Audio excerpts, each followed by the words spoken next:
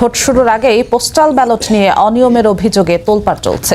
একটি বিশেষ দলের নেতার মাধ্যমে ব্যালট হ্যান্ডেল করার অভিযোগ তুলে নির্বাচন কমিশনে আনুষ্ঠানিক আপত্তি জানিয়েছে বিএনপি। এমন ঘটনায় প্রশ্নবিদ্ধ হচ্ছে ব্যালটের গোপনীয়তা।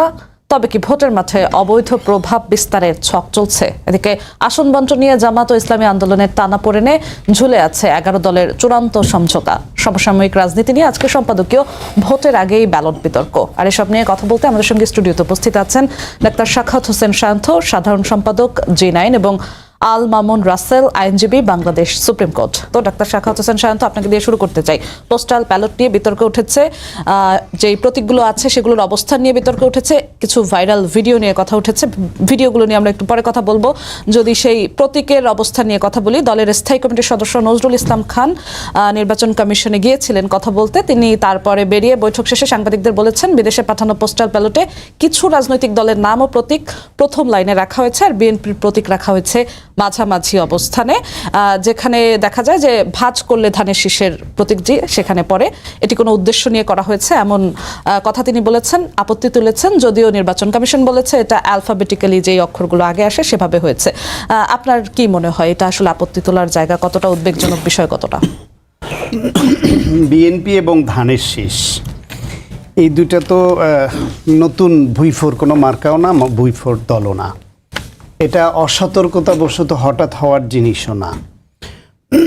যদি বাংলাদেশের মানুষ ভোট দিয়ে যেভাবে ভাঁজ করে এবং দেয়, তারে সিলমারা কালি লেপটে অথবা মাঝখানে ভাঁজ পড়ে যদি এখানে ভোট নষ্ট হওয়ার কোনো সম্ভাবনা থাকে, তাহলে সেটা তো যে কোনো দলের জন্যই উদ্বেগের। সেক্ষেত্রে এটা কি পদ্ধতিতে কিভাবে এটাকে রিওরিয়েন্টেশন করলে এটা ভাঁজ পড়লে কোনো ভোট নষ্ট হওয়ার আশঙ্কা থাকবে না, সেই দায়িত্বটা তো ইসির ছিল। ইসি এই যে ভাঁজ পড়লে মাঝখানে পড়ে এবং ভোট বাতিল হওয়ার যে ঝুঁকি তৈরি হয়, এইটা অন্যদের ভিডিও করে প্র্যাকটিক্যালি দেখিয়ে জানাতে হলো। তার আগে ইসি কেন চেক করলো না, সেইখানে হলো বিএনপির সন্দেহের বিষয়টা, যে ইসি কেন এটা করলো। এছাড়া মাঝ বরাবর অন্য দলের গুলো প্রথমে, হ্যাঁ, সেই ক্ষেত্রে এখন ইসিতে যেহেতু অভিযোগ জানিয়েছে, নিশ্চয়ই ইসি এটা এখন পরীক্ষা নিরীক্ষা করে দেখবে এবং নির্বাচনে এইরকম পক্ষপাতিত্বের বা বিশেষ কোনো উদ্দেশ্যমূলক কারণে করেছে কিনা সেই অভিযোগ যেহেতু উঠেছে, ইসির উচিত হবে এটা খুব দ্রুত ব্যবস্থা নেওয়া এবং প্রয়োজন হলে এই ব্যালট আবার ছাপানো। ইসির তরফ থেকে যেটা বলা হয়েছে যে হাতের সময়টা খুবই কম, নির্বাচন প্রায় কাছাকাছি চলে এসেছে, এই মুহূর্তে আবার পুরোটা সম্ভব। ভুল হয়ে থাকলে কম কোনো অজুহাত হতে পারে না। খুব দ্রুততার সঙ্গে এটা ছেপে আবার পাঠানো সম্ভব। এখনো 1 মাস সময় আছে, এই সময়টা নেহাতি কম নয়। তার থেকেও বড় হলো এই ব্যালট পেপার নিয়ে ইতিমধ্যে বিদেশে যে বক্স খুলে নিজেরা বিলি করে নেওয়ার যে ঘটনা ঘটেছে, সেটার যে ভিডিও ভাইরাল হয়েছে, দুইটা বিষয়ই কিন্তু খুবই আপনি বলেছেন যে ভুল হয়েছে কিনা, বিএনপির তরফ থেকে বলা হয়েছে যে এটা কৌশলগত কোনো পক্ষপাত কিনা, কি মনে হয়? না, সেটা বলছি যে বিএনপি রাজনৈতিক দল হিসেবে তারা মনে করতেই পারে যে এটা কৌশলগত কোনো পক্ষপাত কিনা বা বিশেষ ষড়যন্ত্রের অংশ কিনা। ইসি যদি সেটা স্বীকার নাও করে, তাহলে তাদের তো ভুল হয়েছে এটা তো স্বীকার করতে হবে। তাহলে সেই ভুলটা শুধরানোর তো সময় আছে। তো তাদের যদি তারা এখন নানান অজুহাতে এটাই রাখতে চায়, তাহলে বিএনপিকে ধরে নিতে হবে যে এখানে ভিন্ন কোনো অসৎ উদ্দেশ্য আছে, এবং এই অসৎ উদ্দেশ্য আছে বলেই তারা এটা করেছে। তো করেছে, এখন আবার সময় নেই এই কথাটা সামনে আসছে। সময় নেই কে বলল? 1 মাস সময় অনেক সময়। এটা ছাপতে কতদিন লাগে? এগুলো ছাপানো তো 1-2 দিনের ব্যাপার। 2 দিনে ছাপা হলে এটা পাঠাতে কতদিন লাগে?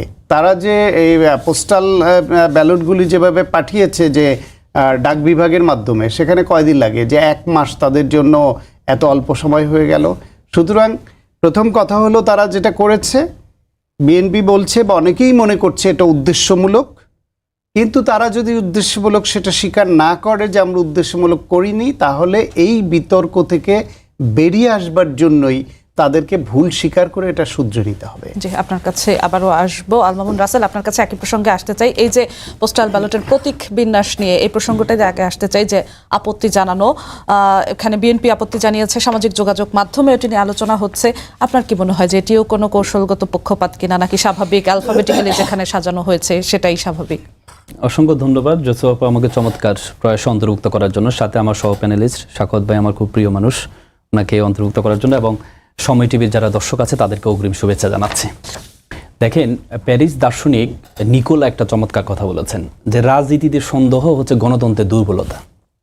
মানে আমাদের সবচেয়ে বেশি এই দুর্বলতাটা, যে সন্দেহ করা, একে অপরকে সন্দেহ করা, এই দুর্বলতা যদি একটা বড় দলের পক্ষ থেকে হয় সেটাই খুব কষ্ট লাগে। বিএনপির মতো একটা বড় দল সিলি একটা বিষয় নিয়ে আপনি মনে করেন আমি সুপ্রিম কোর্টের লয়ার, আমার সুপ্রিম কোর্ট বারে ইলেকশন হয়, ইলেকশনে হচ্ছে যে ব্যালট পেপারগুলো হয় নামের এই বর্ণমালা মানে অ্যালফাবেট যেভাবে হয়, যেমন আমি আব্দুল্লাহ, আমার শুরুতে আব্দুল্লাহ আছে, হ্যাঁ আব্দুল্লাহর কারণে মানে আমি 1-2 সবসময় আমার সিরিয়াল থাকে, আর যার ম দিয়ে শুরু হয় তার সিরিয়ালটা পরে আসে।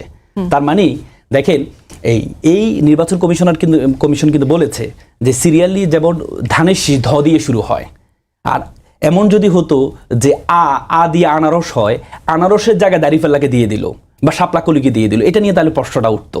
কিন্তু তারপরে সিরিয়ালি আপনি দেখেন প্রথম যে ব্যালেটের যে রোটা আছে, 6টা লাইন আছে, নিচে 14টা লাইন আছে। এই 6টা লাইনের মধ্যেই দ এবং ধ হচ্ছে দাঁড়িপাল্লা উপরে আছে, তার নিচে হচ্ছে ধ সিরিয়াল। এখন আপনি বলতে পারেন 6টা লাইনের জায়গায় তো 7টা লাইন করতে পারতো, 7টা লাইন করলে তো 7টা লাইন যদি করতো তাহলে ধানের শীষ চলে আসতো। আপনি দেখেন দ দিয়ে প্রত্যেকটা অক্ষর দিয়ে 4টা থেকে 5টা হচ্ছে আপনার আছে এই কি বলে এই প্রার্থীদের আছে 4টা থেকে প্রতীক আছে 4টা থেকে 5টা। তাহলে যদি আপনি এই ব্যালট পেপারটা A4 সাইজের, আপনি যদি প্রত্যেকটা লাইন এভাবে লাইন করতে থাকেন, তাহলে আপনার ব্যালট পেপারটা হয়ে যায় হচ্ছে প্রথম 4-5টা যদি আপনার প্রত্যেকটা রোতে দেন, তাহলে এটা অর্ধেক হয়, যার অর্ধেকটা ফাঁকা থাকে। এই জন্য ওনারা 2-3টা অক্ষরকে একসাথে দিয়েছেন, একটা রোতে দিয়েছেন। আপনি দেখেন জাতীয় নির্বাচন, এত বড় একটা নির্বাচন, এই নির্বাচনে আমি ভোট দিতে যাব, আমি ধরেন সাপোজ আমি ধানের শীষকে ভোট দিতে যাব, আমার কি টার্গেট থাকবে? এটা কি এমন যে আমরা এমসিকিউ পরীক্ষা দিতাম যখন প্রিপারেশন থাকতো না, তখন হচ্ছে শুরুতে যেগুলো আছে সবগুলো দাগায় ফেলতাম? এটা তো এমন না। এটা জাতীয় নির্বাচনে আপনি ভোট দিতে যাবেন, আপনি কাকে ভোট দিবেন, সে কোথায় আছে, সে গর্তের মধ্যে যদিও থাকে, সেখান থেকে আপনি বের করে আপনি সেখানে গিয়ে ভোটটা দিবেন। এটা তো নর্মাল কিছু না, যে এমন না যে আমি গেলাম শুরুতে যেটা আছে আনারস আছে আনারসকে দিয়ে দিলাম, দাঁড়িপাল্লা উপরে আছে দাঁড়িপাল্লাকে দিয়ে দিলাম, এটা এমন না। জাতীয় নির্বাচন প্রত্যেকে সচেতন, বাংলাদেশের মানুষ প্রত্যেকে সচেতন, প্রত্যেকে ভোটটা যখন দিবে সে তার মেন্টাল প্রিপারেশন থাকবে আমি কাকে ভোটটা দিব, এবং সে যেখানেই থাকুক, সে মার্কাটা যেখানেই থাকুক, বাংলাদেশের মানুষের মতো এত রাজনৈতিক সচেতন মানুষ কিন্তু আপনি পাবেন। আপনি একটা রিক্সা চালক হতে, ভ্যান চালক হতে, একবারে এলিট শ্রেণী পর্যন্ত প্রত্যেকে রাজনৈতিক সচেতন, প্রত্যেকে ডিসাইডেড থাকে যে সে কাকে ভোটটা দিবে। ভোট দেওয়ার আগে সেই এমন না যে গেলাম কোন মার্কাটা দেখতে একটু সুন্দর, যে ঝকঝকা, তার উপরে আমি দিয়ে দিলাম, এটা এমন না, বা সামনে যেটা পড়লো সেটাতে দিয়ে দিলাম, এটা এমন না। তো সুতরাং এটাকে নিয়ে যে আমি মনে করি এটা বিএনপির একটা রাজনীতি, আমার কাছে যেটা মনে হয় এটা বিএনপির একটা রাজনৈতিক ক্যাম্পেইনটা কেমন, যে আমাদেরটা মাঝখানে আছে, আমরা যদি এটা ইসির কাছে গিয়ে বলি, এটা সবাই একটু জানবে যে আমাদেরটা মাঝখানে আছে, মিডিয়াগুলোতে আসবে, এটা রাজনৈতিক ক্যাম্পেইন মনে হয়েছে আমার কাছে। কারণ নজরুল সাহেবের মতো এত বড় ব্যক্তিত্ব, সে একটা সিলি বিষয় নিয়ে, নজরুল সাহেব কিন্তু বলছেন যে শাপলাকলি আর দাঁড়িপাল্লা উপরে আসছে, তাহলে কি তারা ইচ্ছাকৃতভাবে আমি তো আপনাকে বলেছি যে অ্যালফাবেটের সিরিয়াল আলোকে আসছে। যদি এমন হতো আয়ের জায়গায় দ দিয়ে দিল, বা এই অয়ের জায়গায় শাপলাকলি নিয়ে আসলো, তাহলে সেটা বলতে পারতেন। দ এবং ধ, জামাত এবং বিএনপি 17-18 বছর একসাথে ছিল, তো তাদের মার্কাগুলো নামগুলো সব কাছাকাছি, দ এবং ধ দিয়ে, ধ মানে একটু বড় আর দ মানে যে ছোট, এভাবে সিরিয়াল করা হয়েছে আর কি। তো এটা এভাবে সিরিয়ালে আসছে তালব্যস্য দিয়ে, শাপলাকলি তো এটা পরের রোতে, এটা পরের পেজে, এটা না প্রথম পেজে আসছে, শাপলাকলি কিন্তু প্রথম পেজে আসে। বিষয়টা হচ্ছে তারা যদি অ্যালফাবেটিক্যালি সিরিয়ালি করে এবং এটা জাস্টিফিকেশন থাকে, সেটা তারা করতেই পারে। কিন্তু সমস্যা হলো যখন সায়েন্টিফিক্যালি একটা পেজ করলে, এটা যখন ভাঁজ করবে, সেই ভাঁজ করার একটা নিয়ম আছে, সেই নিয়মটা তারাই বলে দেয়। এদেরকে দেখতে হতো যে ভাঁজ করার ফলে কোনো মার্কার উপর ভোট পড়লে মার্কার মাঝখান দিয়ে ভাঁজ পড়ে কিনা। যদি মার্কার মাঝখান দিয়ে ভাঁজ পড়ে, তাহলে এই ভোটটা নষ্ট হওয়ার আশঙ্কা তৈরি হয়। সেই কারণে অনেক সময় ইভেন এমনও হয় যে মার্কার উপর সরাসরি আরেকটা পড়লো কালি লেপ্টে যায়, ফলে এটা সাইন্টিফিক্যালি খুব যাচাই বাছাই করে করা হয়। সেইখানে ইসি এবার যথেষ্ট সতর্কতার সঙ্গে এটা করেনি বলে এই বিতর্কটা উঠেছে।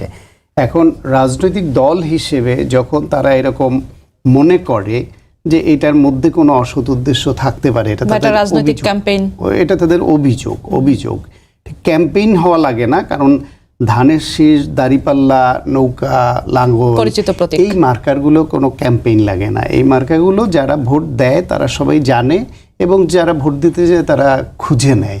তারা ওই ধানের শীষ কোথায় আছে খুঁজে না পেয়ে ধানের শীষে ভোট দিতে গিয়ে সে দাঁড়িপাল্লায় দিবে, বা দাঁড়িপাল্লায় ভোট দিতে গিয়ে দাঁড়িপাল্লা কোথায় আছে খুঁজে না পেয়ে ধানের শীষে দেবে, এইটাই দেশে হয় না। ফলে এটার ক্যাম্পেইনের দরকার হয়। একটি ভিডিও, একটি না দুইটি ভিডিও খুব সম্ভবত ছড়িয়েছে, একটি 27 সেকেন্ডের ভিডিও, আরেকটি খুব বড় ভিডিও, খুব সম্ভবত 7 মিনিটের বেশি ভিডিও। সেখানে দেখা যাচ্ছে একটি বাসার ভেতরে একাধিক ব্যক্তি আছে এবং বিপুল সংখ্যক পোস্টাল ব্যালট তাদের সাথে আছে, তারা সেগুলো গণনা করছে। খামগুলোর উপর বাহরাইনের ঠিকানা লেখা দেখা গেছে। আজকে যখন নজরুল ইসলাম খান গিয়েছেন, তিনি তখন সাংবাদিকদের বলেছেন বাহরাইনের একটি বিশেষ রাজনৈতিক দলের নেতারা পোস্টাল ব্যালট হ্যান্ডেল করছেন। বিশেষ রাজনৈতিক দল বলতে খুব সম্ভবত তিনি জামাতকে বুঝিয়েছেন, এবং নির্বাচন কমিশনের কাছে তারা জানিয়েছেন যেন আইনি ব্যবস্থা নেওয়া হয়। এই বিষয়টি আসলে নির্বাচনকে সামনে রেখে উদ্বেগজনক কিনা? ডেফিনেটলি। ধরেন এইখানে ওই যে বললাম যে এরা আসলে অগোছালো, হয় এরা ঠিকভাবে ডিল করতে পারছে না, অথবা কোনো বদ উদ্দেশ্য আছে। দুইটার একটা তো আপনাকে মানতে হবে। তো আমি সরলভাবে দেখি যে না, এরা বদ উদ্দেশ্য নিয়ে করেনি, এরা প্রক্রিয়াগত ভুল করেছে। কারণ একটা ব্যালট পেপার আপনার নির্বাচনের আগে ভোটারের হাতে চলে যাবে, এবং ভোটাররা যে যার মতো ভাগ বাটোয়ারা করে নিজেরা নিয়ে যেতে পারে, এটা ভাবতে পারেন আপনি? এটা কোনোভাবে সম্ভব। এবং সেইখানে দেখেন ইসির ইয়েটা কোথায়। আজকে এটা নিয়ে সাংবাদিকরা প্রশ্ন করার পরে ইসির সচিব যে আক্তার আহমেদ সাহেব, উনি বিষয়টা ব্যাখ্যা করে বলছেন এইভাবে, ছাত্র জীবনে হোস্টেলে যেমন একটা জায়গায় চিঠিপত্র রেখে যেত একটা টেবিলের উপরে, আমরা সেখান থেকে নিজেরা নিয়ে নিতাম, সেরকম একটা বক্সে 160টি ব্যালট দিয়ে গেছে। ওই বক্সটা যখন বাংলাদেশি প্রবাসী ভাইয়েরা এসে খুলেছেন 4-5 জন, তখন তারা ওটা ভাগ করে, যে আমার পাশের ঘরে ও থাকে, আমি এটা নিচ্ছি, আমি ওটা পৌঁছে দেব। ব্যাপারটা এইরকম। একজন ইসি সচিব তিনি এই বিষয়টাকে সিরিয়াসলি না নিয়ে এরকম একটা মন গড়া একটা ব্যাখ্যা দিয়ে দিলেন। তাকে কেউ বলেছে যে আমরা এইভাবে নিয়েছি? তারপরেই দেখেন সন্ধ্যার সময় ইসি থেকে আবার স্টেটমেন্ট পাঠানো হয়েছে প্রেসে, বলছে কোনো খামই খোলা হয়নি।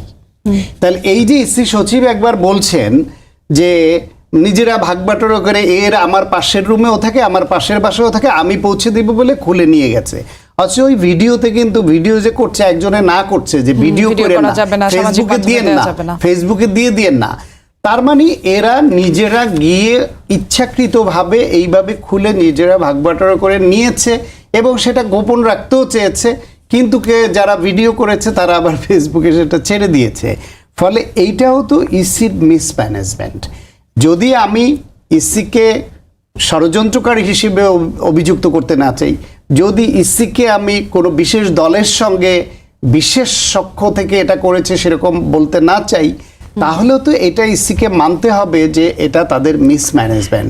তারা যে চ্যানেলে পাঠিয়েছে সেই চ্যানেলে কিভাবে কোথায় পৌঁছবে, কে রিসিভ করবে, কোন জায়গা থেকে কোন ডেটে এটা ডিস্ট্রিবিউট হবে, কি পদ্ধতিতে এই ব্যালট ভোটটা দিবে, এই সমস্ত কিছু তো তাদের গাইডলাইন আছে।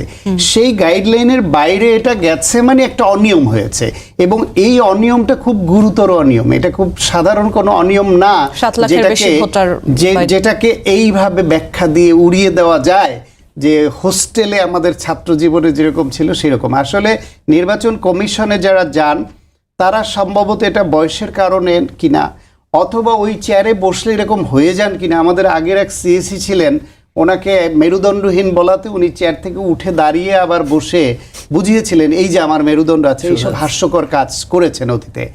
এখন ওনারা এখানে বসছেন, ওনাদের একটু ব্যক্তিত্ব সম্পন্ন আমরা ভেবেছিলাম যে একটু ব্যক্তিত্ব সম্পন্ন হবেন, গুছিয়ে কথা বলবেন, গুছিয়ে কাজ করবেন। ভুল হতেই পারে, সেই ভুলটাকে খুব সহজভাবে তাদের লজিক দিয়ে বুঝিয়ে বলবেন এবং শুধরে নেবেন। কিন্তু এইরকম আগের ইসিদের মতো এরকম ব্যক্তিত্বহীন একই ধরনের কাজ আচরণ কথা যদি ওনরা বলেন, তাহলে ওনাদের প্রতি যে আস্থাটা আমরা রাখতে চাই সেটা কিভাবে থাকবে? আল মামুন রাসেল, ভিডিওর কথা আমরা বলছিলাম, ফেসবুকে সামাজিক যোগাযোগ মাধ্যমে ছড়িয়ে গেছে, সেখানে দেখা যাচ্ছিল কয়েকজন আবার বাধা দিচ্ছেন যে ভিডিও যেন না করা হয়। সেখানে বিএনপির তরফ থেকে একটি রাজনৈতিক দলের নেতার বাড়ি বাহরাইনে সেই অভিযোগটি এসেছে। জাতীয় নির্বাচনের আগে এমন বিষয়গুলো সামনে আসা সেই দলের জন্য বা নির্বাচনের জন্য প্রশ্নবিদ্ধ করার কোনো জায়গা তৈরি হয় কিনা? দেখেন, আমি এটা একটু ভিন্নভাবে দেখি। শাকত ভাই যেভাবে দেখেছে আমি একটু ভিন্নভাবে দেখি। কেন ভিন্নভাবে দেখি? প্রবাসীরা প্রথম ভোট দেওয়ার সুযোগ পেয়েছে, তাদের মধ্যে যে উচ্ছ্বাস, প্রবাসীদেরকে বলা আছে যে নির্দিষ্ট টাইমের আগে ব্যালট খোলা যাবে না, কিন্তু অনেকে নিজে নির্দিষ্ট টাইমের আগে ব্যালট খুলে ধানের শীষে ভোট দিচ্ছে, নাকে ভোট দিচ্ছে, ভাইরাল হয়েছে ছবিগুলো। কিন্তু এটা কিন্তু নির্দিষ্ট টাইমের আগে। এখন আপনি কথা হচ্ছে এক জায়গায় আপনি অনেকগুলো ব্যালট পেলেন, পেয়ে কি আপনি চাইলে কি সাথে সাথে ভোটটা দিতে পারেন? ভোটটা কি এই অ্যালাউ হবে না? এখানে কিছু প্রসিডিউর আছে। আপনি যখন এই ব্যালট পেপারে, পোস্টাল ব্যালটে যখন একটা অ্যাপস আছে, বিডি অ্যাপস আছে, এই অ্যাপসে সাইন ইন করতে হয় আপনার নাম্বার দিয়ে, সেখানে আপনার এনআইডি কার্ড দিতে হয়, এনআইডি কার্ড দিয়ে সেখানে একটা অ্যাড্রেস দিতে হয়, পোস্টাল অ্যাড্রেস। আপনি জানেন বিদেশে একটা পোস্টাল অ্যাড্রেসকে টাকা দিয়ে নিতে হয়, পোস্টাল অ্যাড্রেস দিতে হলে টাকা দিয়ে নিতে হয়। এখন যারা স্থানীয় আছে বা যাদের যাচাই করার কোনো ব্যবস্থা কি আছে? আপনি যাচাই তো করবে হচ্ছে আপনি কি দিয়ে যাচাই করবে হচ্ছে আপনি এনআইডি কার্ড দিয়েছেন। দেখেন, আপনি যখন সাপোজ আপনি খামটা পেলেন, খামটা পেয়ে ভোটটা দিয়ে পাঠাই দিলেন, আপনার ভোটটা অ্যালাউ হবে না। কেন অ্যালাউ হবে না জানেন? কারণ খামের ভিতরে একটা কিউআর কোড আছে। আপনি যেই সাইন ইন করেছেন যে অ্যাপসটা দিয়ে, আপনার নাম্বার দিয়ে, সেই কিউআর কোডকে স্ক্যান করতে হবে। স্ক্যান করার পর তারপরে আপনার ভোটটা অ্যালাউ হবে। কোন মোবাইল? যে মোবাইলে আপনি সাইন ইন করেছেন, মানে আপনার নির্দিষ্ট বরাদ্দের পরে, এখন না। আপনি যদি এখন সবগুলো নিয়ে ভোট দিয়ে দিলেন, এরপর পাঠিয়ে দিলেন, এগুলো অ্যালাউ হবে না। কারণ আমরা নিয়মটাই জানি না। নিয়মটা হচ্ছে আপনাকে কিউআর কোড স্ক্যান করতে হবে। স্ক্যান করার পর তারপরে নির্দিষ্ট টাইমের পরে আপনাকে, কারণ কিউআর কোড স্ক্যান করার এখন টাইম, এটা এখন শুরু হয়নি, এবং এটা এখনো ওয়েবসাইটে চালু হয়নি। তো তার মানে আপনি চাইলে এখন কিউআর কোড স্ক্যান করতে পারবেন না। নির্দিষ্ট টাইমে এটা কিউআর কোডে স্ক্যান করতে পারবেন, তখন আপনি চাইলে ভোটটা দিতে পারবেন। তাহলে দেখেন একসাথে কেন পেলো? ওই যে আপনাকে আমি বললাম পোস্টাল অ্যাড্রেস নিতে হলে কিছু টাকা দিয়ে, এই অ্যাড্রেসটা নিতে হলে টাকা দিয়ে নিতে হয়। এই জন্য স্থানীয় যে আছে বা যার একটা বাড়ি আছে, সবাই এখানে আশেপাশে যারা আছে প্রত্যেকে একটা অ্যাড্রেস দিয়েছে। কারণ তিনি চাইলে যে যিনি ধরেন টাকাওয়ালা বা বাড়িওয়ালা মানুষ, সে চাইলে সে ভোট দিতে পারবে না, কারণ তার মোবাইলটা লাগবে যিনি ভোটটা দিবেন। আপনি দেখেছেন যে ভিডিওটা করা হয়েছে, ভিডিওর মধ্যে কিন্তু একবারও বলা হয়নি যে অমুক দাঁড়িপাল্লায় ভোট দাও বা এই যে আগে ওটা খোলা হয়নি। কিন্তু এটা তার মানে কি, এইটা চিঠিগুলো এখানে আসছে, এই চিঠিগুলো আবার যার নামে তাকে বন্টন করা হবে, বলে যে এইটা আমি নিচ্ছি, আমি ওর পাশে আছি। তার মানে কি, আমি চাইলেও তার এই যে পোস্টাল এই চিঠিটা খুলে আমি চাইলেও ভোট দিতে পারবো না, কারণ তার মোবাইল দিয়ে কিউআর কোড স্ক্যান করতে হবে। আমি চাইলেও পারবো না। এই যে আমি শুরুতে বললাম যে রাজনীতি দুর্বলতা হচ্ছে সন্দেহ করা, কিন্তু তার কাছে পৌঁছানোটাই যদি না পৌঁছায় তাহলে ভোটটা অ্যালাউ হবে না। এত কষ্ট করে আপনি একটা সাইন ইন করে, আমি একজন প্রবাসীকে দেখেছি, মানে তার সাইন ইন করতে কমকে 3 ঘন্টা সময় লেগেছে, আমার থেকে সহযোগিতা নিয়েছে। তার মানে এত কষ্ট করে, এত আবেগ দিয়ে যে প্রবাসীটা ভোটটা সাইন ইন করলো, এই তারপরে পোস্টাল ব্যালটটা তার কাছে আসলো, আপনি কি মনে করেন সে তারটা গ্রহণ করবে না? সে কি এমনি ফেলে দিবে? ফেলে দিলে তো লাভ হবে না। আপনি যত টাকা খরচ করেন, যতক্ষণ পর্যন্ত আপনার মোবাইল দিয়ে কিউআর কোড স্ক্যান না করবেন, ততক্ষণ পর্যন্ত আপনার ভোটটা অ্যালাউ হবে না। তো তাহলে এই জিনিসটাকে, একটা ভিডিও দেখলাম আমি, নামও বলা নেই যে দাঁড়িপাল্লায় ভোট দাও বা খোলাও নেই, তারপরেও আমরা সন্দেহ করছি এটাকে নির্দিষ্ট কোন দলের হইতে পারে। সেটা কি? এটা আমাদের যেটা বললাম যে আমরা একে অপরকে সন্দেহ করি এবং সেখানে একটা মবও হয়েছে। সেখানে ওই বাড়ির সামনে বিএনপির কিছু লোকজন গিয়ে লাইভ করছে, এই আমরা ভুয়া ভোটকে ঠেকানোর জন্য আমরা আসছি। তার মানে কি, এই যে আমাদের রাজনীতিটা, আগের যে রাজনীতি, সে রাজনীতিতে আমরা ফিরে আসছি। এই যে শুরু, মানে কোনো একটা সুযোগ পাইলে ভাইরাল বিষয়, বাঙালি তো আমরা ভাইরাল জাতি, মানে কোনো কিছু পাইলে যে আমাকে দেখা যাক যে আমি এটা প্রতিবাদ করছি। কি প্রতিবাদ করছেন আপনি? যদি এমন হতো যে আপনি সেখানে ভোট দিচ্ছেন, ভোট দিতে পারবেন না, কারণ ভোট দিতে তার মোবাইল ছাড়া, তার মোবাইলের যে কিউআর কোড এবং তার মোবাইলের সাইন ইন করা ছাড়া আপনি ভোট দিতে পারবেন না। সবগুলো আপনি নিয়ে যান জোর করে, পারবেন না আপনি, ওই নিয়ম না জানার কারণে। ওই যে বলে যে মানি না, কি মানো না, জানি না, সবাই বলে মানি না, আমিও বলি মানি না। আমাদের কার্যক্রম হয়ে গেছে এমন। ডাক্তার সাখাওয়াত হোসেন শান্ত, আপনার কাছে একটু আসতে চাই। ইসির বরাত দিয়ে একটি গণমাধ্যমের খবর যে 10,000-এর বেশি ভোটার পোস্টাল ব্যালটের জন্য নিবন্ধিত হয়েছেন, এমন আসন রয়েছে 18টি, আর প্রবাসী রয়েছে 7,60,000-এর কিছু বেশি। এই যে 10,000-এর বেশি ভোটার পোস্টাল ব্যালটের জন্য আবেদন করেছেন, এমন 18টি আসন হিসেবে ভোটের সমীকরণ অনেকটা পাল্টে দিতে পারে কিনা? না, ডেফিনেটলি প্রবাসীদের তো বাংলাদেশের উন্নয়নে যেরকম তাদের ভূমিকা আছে, গণ অভ্যুত্থানের সময় তাদের যেমন ভূমিকা ছিল, গণঅভ্যুত্থান পরবর্তী বাংলাদেশের রেমিটেন্স পাঠিয়ে এই দেশটাকে সচল রাখায় তাদের যেমন ভূমিকা ছিল বা আছে, ঠিক একইভাবে কোনো কোনো আসনে তাদের যেখানে বেশি ভোট সেখানে তো তারা একটা বড় ফ্যাক্টর হয়ে যেতেই পারে। অনেক জায়গায় আছে আপনার 2-1 হাজার 2-4 হাজার বা 5 হাজার এরকম ব্যবধানে হার জিত হয়ে যায়। সেইখানে প্রবাসীরা যদি ঠিকমতো ভোট দেয় তারা তো অবশ্যই ফ্যাক্টর, এবং প্রবাসীরা যাতে ফ্যাক্টর হতে পারে সেজন্যই তো তাদের ভোটার করা হয়েছে, কারণ তাদের অধিকারটা রক্ষিত হোক। তারা কষ্ট করে আত্মীয় পরিজন সন্তান বাবা মা সবাইকে ফেলে বিদেশে গিয়ে কষ্ট করে টাকা রোজগার করে, সেই টাকা পাঠিয়ে এই দেশটাকে টিকিয়ে রাখে। সুতরাং এই দেশে তাদের যে অধিকার সেইটা তারা প্রয়োগ করুক, তারা তাদের পছন্দের সরকার গঠন করতে ভূমিকা রাখুক। সেজন্যই তো তাদেরকে ভোটার করার দাবি বিভিন্ন রাজনৈতিক দল থেকে উঠেছে এবং তাদের তরফ থেকে ছিল, সেটা করেছে। সুতরাং এটা ডেফিনেটলি অনেক বড় ফ্যাক্টর। এখন কথা হলো গিয়ে ভোটটা এখন দেখার পরে দেখ।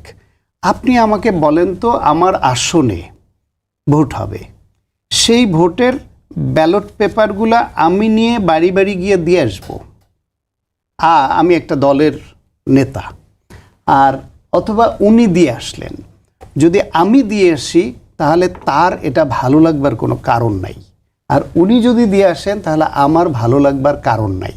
সেই হিসেবে যদি কোনো নির্দিষ্ট দলের নেতা এইভাবে তার ঠিকানা এটা যায় এবং তিনি এটা খোলার সুযোগ দেন এবং এইভাবে সেটা বিলি বন্দোবস্ত আগেই করেন, ভোটটা পরেই দিলেন, সেটা অনেকের ভালো লাগবার কোনো কারণ নাই। এটা খুব সহজ সাইকোলজি, এটুকু বোঝার জন্য কোনো পিএইচডি করার দরকার হয় না। ফলে এটা ভুল হয়েছে, এটা অন্যায় হয়েছে।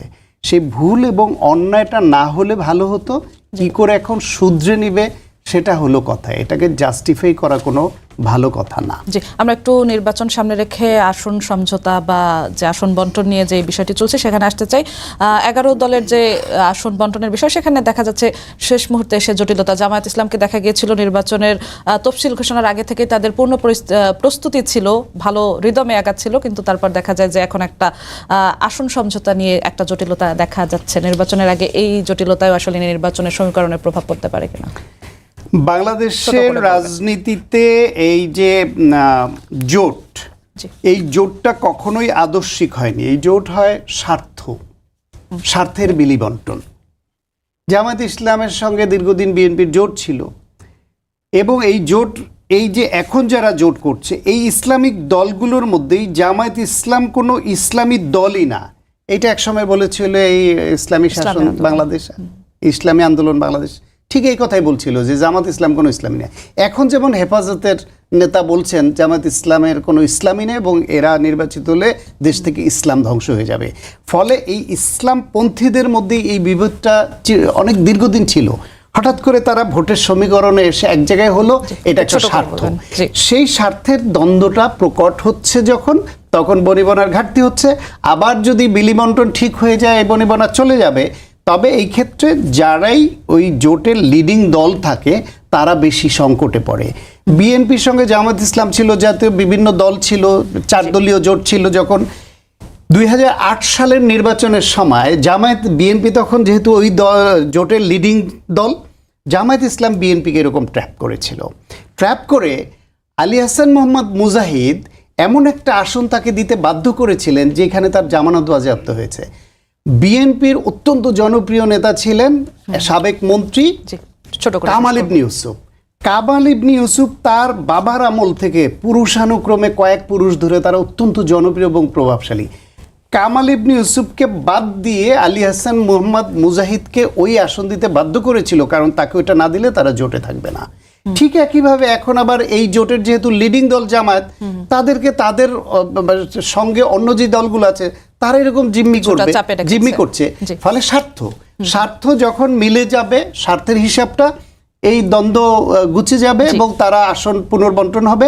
আর যদি স্বার্থের দ্বন্দ্বটা, এই গ্যাপটা না মিটাতে পারে, এমনও হতে পারে যে ইসলামী আন্দোলন বাংলাদেশ বা খেলাফত সহ অন্য ধর্মীয় রাজনৈতিক দলগুলো আলাদা জোট করছে বা আলাদাভাবে নির্বাচন করছে। আল মামুন রাসেল, আমরা একদম শেষের দিকে চলে এসেছি, একই বিষয়ে আসতে চাই। যেমনটা সাখাওয়াত হোসেন শাহান্ত বলল যে স্বার্থের দ্বন্দ্ব প্রকট হচ্ছে বলেই 11 দলের মধ্যে এমন জটিলতা কিনা, এবং এই জটিলতাটা থাকলে 11 দলের রাজনৈতিক যে নির্বাচনী যে প্রচারণা সেখানে প্রভাব পড়বে কিনা বা নির্বাচনের সমীকরণে প্রভাব পড়বে কিনা। জি, আমি এটাতে আসি। সাখাওয়াত ভাই একটা বিষয় বললেন যে একসময় হেফাজত এবং ইসলামী আন্দোলন বলেছে জামাত কোনো ইসলামী দল না। দেখেন, ইসলামী দলগুলোর মধ্যে আমাদের 4টি মতবাদ কেন? হানাফি, শাফি, হাম্বলি। কেন? কারণ এক পক্ষ আরেক পক্ষকে বলে না তারা ইসলামের মধ্যেই নেই। তার মানে এটাকে মানে সিরিয়াসলি নেওয়ার কিছু নেই। হ্যাঁ, যখন ইসলামী আন্দোলন জামাতকে বলবে জামাত ইসলামী দল না, জামাত তাদেরকে বলবে তারা ইসলামিক দল না, এটাকে এত সিরিয়াসলি নেওয়ার কিছু না। এটা হচ্ছে এই যে আমাদের রাসূল বলেছেন যে পরবর্তীতে প্রজন্মে অনেকগুলো ইসলামের মধ্যে অনেকগুলো ভাগ হয়ে যাবে, অনেকগুলো ভাগ হয়ে যাবে। কেউ বলবে দোয়াল্লিন, কেউ বলবে জোয়াল্লিন, কেউ এখানে উঠবে হাত উঠাবে, কেউ এখানে উঠাবে। এটাকে এত সিরিয়াসলি নেওয়ার কিছু নাই। কারণ দেখেন, এবার যে জোটটা হয়েছে, একটা জোট দুই কারণে হয়। একটা হচ্ছে আদর্শিক জোট, আর একটা হচ্ছে প্রয়োজনের জোট। ইসলামপন্থীদের মধ্যে যেটা হয়েছে সেটা হচ্ছে আদর্শিক জোট হয়েছে, এবং এনসিপি এবং এবি পার্টির সাথে যে জোটটা সহ 11 দল হয়েছে এটা হচ্ছে প্রয়োজনের জোট হয়েছে। প্রয়োজনের জোট কেমন? কারণ এনসিপি মনে করছে জুলাইয়ের যে সনদটা বাস্তবায়ন হওয়া দরকার এবং জুলাইয়ের যে সংস্কারগুলো, ভোটটা জয় হওয়া দরকার, সেখানে জামাত সবচেয়ে বেশি এগিয়ে আছে। কারণ বিএনপি আপনি বিভিন্নভাবে, যদিও এর কথা বলছে, কিন্তু বিভিন্নভাবে না এর ক্যাম্পেইন করছে। যদি না ক্যাম্পেইন না জিতে যায় তাহলে কি এনসিপির যে জুলাই সনদের যে আইনি ভিত্তি, সেটা কিন্তু এই এনসিপির যারা জুলাই যুদ্ধে আছে তারা পাবে না। এজন্য তারা প্রয়োজনের কারণে সেখানে এবি পার্টি এবং এনসিপিকে এখানে যুক্ত করেছে। দেখেন, আপনার ইসলামী আন্দোলনের সাথে এখন যেটি হচ্ছে, আমি এটাকে এত সিরিয়াসলি দেখি না। আমি মনে করি দান্দিকতার মধ্যে নতুন কিছু পাওয়া যায়। এটাকে আপনি ইউনিটি ইন ডাইভার্সিটি, বৈচিত্র্যের মধ্যে ঐক্য থাকবে।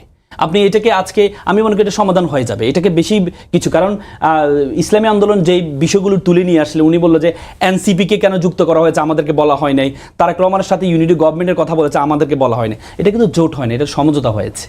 এনসিপির সাথে ইন্ডিভিজুয়াল জামাত হয়তো বসেছে, কারণ জামাতকে এনসিপি কি চায়, জামাতের সাথে করতে চায়। জামাত কিন্তু 8 দল প্রথমে কিন্তু অফার দিয়েছিল যে যারা রাষ্ট্রের বাংলাদেশের ব্যাপারে একমত, যারা দুর্নীতিকে জিরো বলবে, তারা আমাদের সাথে সমঝোতা আসতে পারবে।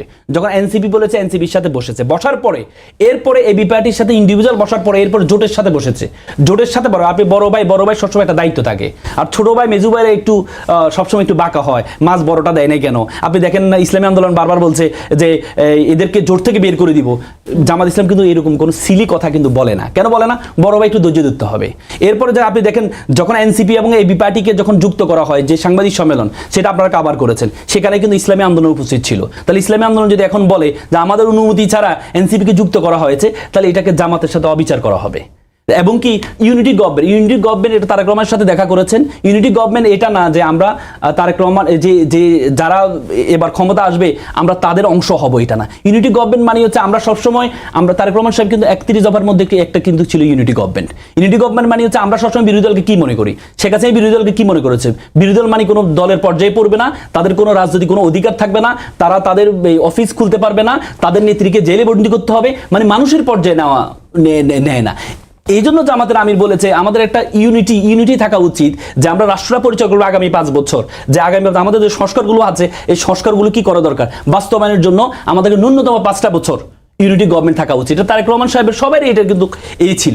এটা না এমন না যে আওয়ামী লীগ যেভাবে জাতীয় পার্টিকে বলেছে 10-12 জন তোমাকে আমি গৃহপালিত বিরোধী দল বানিয়েছে, এটা এমন না যে জামাত বলছে যে আমাকে গৃহপালিত বিরোধী দল বানাও, এটা মানে ইউনিটি গভর্নমেন্টটা। তো সুতরাং এই যে জামাতের সাথে ইসলামী আন্দোলন এবং এতে যেটি হচ্ছে, এটিকে বড় বিষয় আমি মনে করি এটা খুব দ্রুত সমাধান হয়ে যাবে। কারণ তারা হয়তো জামাত 40টা আসনের প্রস্তাব দিয়েছে, তারা হয়তো একটু বেশি আসন আরো 10-15টা বেশি চাচ্ছে। আমার মনে হয় এটা খুব দ্রুতই সমাধান হয়ে যাবে। আজকে আপনাদের দুজনকে অসংখ্য ধন্যবাদ আমাদের সঙ্গে যুক্ত হওয়ার জন্য। সবাইকে ধন্যবাদ জানিয়ে শেষ করছি আজকে সম্পাদকীয়।